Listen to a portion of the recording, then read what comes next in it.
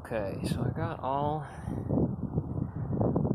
the top end of this thing cut up in little pieces, and then I cut up all the living branches off the top. There were just two that tried to grow out. As you can see, I got into the top of this tree, which was ripped apart, just completely ripped out. These are the pieces that were sticking up, so you had a huge wound in the tree. That manifested to something like that. It started rotting out. Yeah, there we go. Oh, and talk about a roach nest deluxe. They love this place. It's like curling up to bed in a cheesecake. Looks like there's some boreholes as well.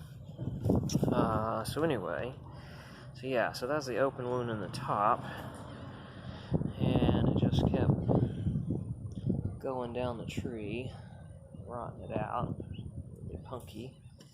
And even when you start to get into some solid wood, it's pretty punky. And I thought, oh, it probably goes all the way to the bottom. And it keeps going. But what you then see is that when it starts to settle up here, this is all mushy, you also have cracks in the heart. So this guy had heart trouble as well. So then I realized that the further down you went,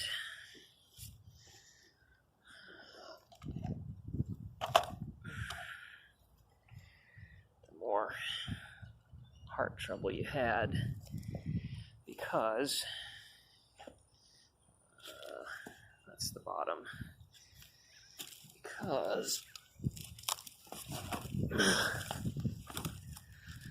most likely what happened, I don't know if you can see all this or not, is that when it got in the storm, I imagine the trunk twisted, and the roots didn't, and so it cracked and split the base of the trunk. So it was rotting from the bottom as well as the top.